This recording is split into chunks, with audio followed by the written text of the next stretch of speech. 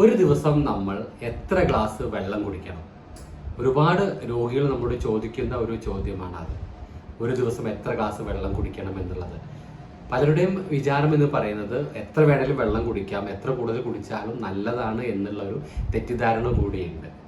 നമ്മുടെ ശരീരത്തിൻ്റെ, അതായത് നമ്മുടെ കോശത്തിൻ്റെ ഓരോ കോശത്തിൻ്റെയും പ്രവർത്തനത്തിന് വേണ്ടിയിട്ട് വെള്ളം വളരെ അത്യാവശ്യമാണ്. നമ്മുടെ ശരീരത്തിൻ്റെ ഏറ്റവും വലിയൊരു ഇന്ധനം എന്ന് പറയുന്നത് വെള്ളമാണ്.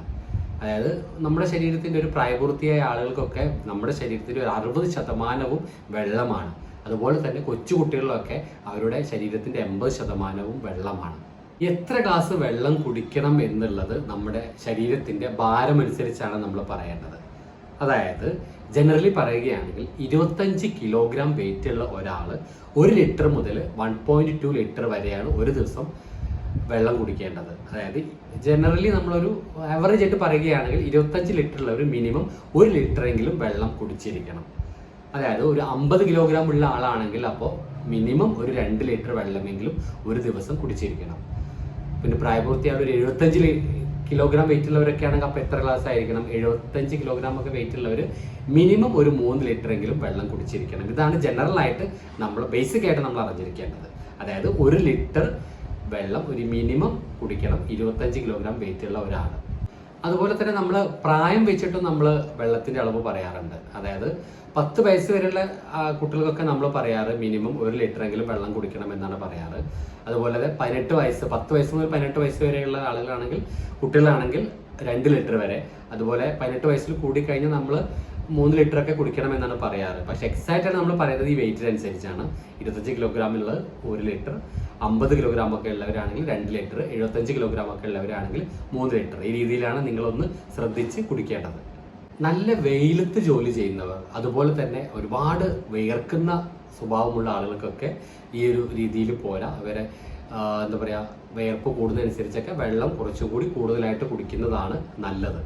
അപ്പോൾ നമ്മൾ ഈ പറഞ്ഞ അളവിലൂടെ കൃത്യമായിട്ട് വെള്ളം കുടിക്കുന്നതിലൂടെ നമ്മുടെ തൊലിക്ക് ഭയങ്കര നല്ലതാണ്. അതുപോലെ തന്നെ സ്ട്രോക്ക് വരാതെ തടയും. ഹൈപ്പർ ടെൻഷൻ, അതുപോലെ കൊളസ്ട്രോൾ ഒക്കെ കുറച്ച് നിർത്താൻ വേണ്ടിയിട്ട് അത് സഹായിക്കും. അതുപോലെ തന്നെ നമ്മുടെ ശരീരത്തിൻ്റെ ഓരോ കോശവും കൃത്യമായി നല്ല രീതിയിൽ പ്രവർത്തിക്കണമെങ്കിൽ ഇതേപോലുള്ള രീതിയിലുള്ള വെള്ളം അത്യാവശ്യമാണ്. നമ്മുടെ ശരീരത്തിൽ കെട്ടിക്കിടക്കുന്ന മാലിന്യങ്ങൾ പുറന്തള്ളുന്നത് കൂടുതലായിട്ടും നമ്മുടെ മലം, മൂത്രം, അതുപോലെ വിയർപ്പിലൂടെയാണ്. അപ്പോൾ നമ്മൾ നന്നായിട്ട് വെള്ളം കുടിച്ചാൽ മാത്രമേ നമ്മുടെ ശരീരത്തിൽ ഇതേപോലുള്ള വേസ്റ്റൊക്കെ പ്രോപ്പറായിട്ട് നമുക്ക് പുറന്തള്ളാൻ വേണ്ടി പറ്റുകയുള്ളൂ. അതുപോലെ തന്നെ മെഡിസിനൊക്കെ ഒരുപാട് ഉപയോഗിക്കുന്ന ആളുകളാണെങ്കിലും അത് മെഡിസിൻ നന്നായിട്ട് പുറന്തള്ളപ്പെടണമെങ്കിലും ഇതേപോലെ രീതിയിൽ കൃത്യമായിട്ടുള്ള അളവിൽ വെള്ളം കുടിച്ചിരിക്കണം. പിന്നെ നമ്മളോട് പലരും ചോദിക്കുന്ന ഒരു ചോദ്യമാണ്, ഭക്ഷണം കഴിച്ചുകൊണ്ടിരിക്കുമ്പോൾ നമ്മൾ ചോറുണ്ടാ, അതേപോലെ ഫുഡ് കഴിച്ചുകൊണ്ടിരിക്കുന്ന സമയത്ത് അതിൻ്റെ കൂടെ വെള്ളം കുടിക്കുന്നത് നല്ലതാണോ? അത് നമ്മൾ ഭക്ഷണം കഴിച്ചുകൊണ്ടിരിക്കുന്നതിൻ്റെ ഇടയ്ക്ക് വെള്ളം കുടിക്കുന്നത് അത്ര നല്ലതല്ല. അത് നമ്മുടെ ദഹന പ്രക്രിയയെ നമ്മൾ ഡിലേ ചെയ്യുമെന്നാണ് പൊതുവെ പറയപ്പെടുന്നത്. നമ്മൾ ഭക്ഷണം കഴിക്കുന്നതിൻ്റെ ഒരു അരമണിക്കൂർ മുന്നേ വെള്ളം കുടിക്കുക. അതുപോലെ തന്നെ ഭക്ഷണം കഴിച്ച് കഴിഞ്ഞ് 1 മണിക്കൂർ അല്ലെങ്കിൽ ഒരു 1.5 മണിക്കൂറൊക്കെ കഴിഞ്ഞിട്ട് വെള്ളം കുടിക്കുന്നതാണ് ഏറ്റവും നല്ലത്. അങ്ങനെയാണെങ്കിൽ നമ്മുടെ ദഹനമൊക്കെ നല്ല സുഗമമായിട്ട് നടക്കുകയുള്ളൂ. അതുപോലെ തന്നെ നമ്മൾ വെള്ളം കുടിക്കുമ്പോൾ ശ്രദ്ധിക്കേണ്ട രണ്ടാമത്തെ കാര്യം എന്ന് പറയുന്നത് തിളപ്പിച്ചാറിയ വെള്ളം മാത്രം കുടിക്കാൻ വേണ്ടി ശ്രദ്ധിക്കുക. നമുക്കറിയാം ഒരുപാട് ജലജന്യ രോഗങ്ങൾ, പ്രത്യേകിച്ച് മഞ്ഞപ്പിത്തമൊക്കെ നമ്മൾ പ്രോപ്പറായിട്ട് തിളപ്പിച്ച് നല്ല വെള്ളം കുടിക്കുന്നതിലൂടെയാണ് വരുന്നത്. അപ്പം നമ്മൾ പരമാവധി തിളപ്പിച്ചാറിയ വെള്ളം മാത്രം കുടിക്കാൻ വേണ്ടി ശ്രദ്ധിക്കുക. തണുത്ത വെള്ളമൊക്കെ ഭയങ്കര ഇഷ്ടമുള്ളവർ അത് വല്ലപ്പോഴും കുടിക്കാൻ വേണ്ടി ശ്രദ്ധിക്കുക. പിന്നെ മൂന്നാമതായിട്ട് ശ്രദ്ധിക്കേണ്ടത്, നമ്മൾ വെള്ളം കുടിക്കുമ്പോൾ നമ്മൾ പഞ്ചസാര ചേർത്തിട്ടുള്ള വെള്ളം കുടിക്കാതെ പരമാവധി ശ്രദ്ധിക്കുക. അതായത് നമ്മൾ ലൈം ജ്യൂസ് ആയിട്ടോ അങ്ങനെയൊക്കെ ആകുമ്പോൾ പഞ്ചസാര ഒരുപാട് ചേർത്തിട്ടുള്ള വെള്ളം ഒരുപാട് കുടിക്കാതിരിക്കുക. നമ്മൾ വെള്ളം കുടിക്കുമ്പോൾ എങ്ങനെയാണ് കുടിക്കേണ്ടത് പ്രോപ്പറായിട്ട്? അപ്പോൾ ഒരു 50 കിലോഗ്രാമൊക്കെ ഉള്ള ഒരു 2 ലിറ്റർ വെള്ളം എങ്ങനെയാണ് കുടിക്കേണ്ടത്? നമ്മൾ ഒരുമിച്ച് ഒരുപാട് വെള്ളം കുടിക്കുന്ന അത്ര നല്ലതല്ല.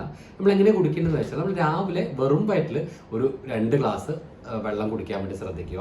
തിളപ്പിച്ചാറിയ വെള്ളം കുടിക്കാൻ വേണ്ടി ശ്രദ്ധിക്കുക. അതുപോലെ തന്നെ നമ്മൾ ഓരോ മണിക്കൂർ ഇടവിട്ട് അല്ലെങ്കിൽ 1.5 മണിക്കൂർ ഗ്യാപ്പിലൊക്കെ ഓരോ ഗ്ലാസ് വെള്ളം കുടിക്കാൻ വേണ്ടിയിട്ടാണ് ഏറ്റവും നല്ലത്. അതുപോലെ തന്നെ രാത്രി ഒരു 7 മണിക്ക് ശേഷം ഒരുപാട് വെള്ളം കുടിക്കുന്ന ശീലമുള്ളവരാണെങ്കിൽ അത് ഒഴിവാക്കുക. അങ്ങനെയാണ് നമ്മൾ ഇടയ്ക്കിടയ്ക്ക് രാത്രി കിടന്നതിന് ശേഷം ഇടയ്ക്കിടയ്ക്ക് എണീറ്റ് മൂത്രമൊഴിക്കാനുള്ള ടെൻഡൻസി വരും. ഉറക്കം പ്രോപ്പറായിട്ട് നടക്കാൻ പറ്റണമെന്നില്ല.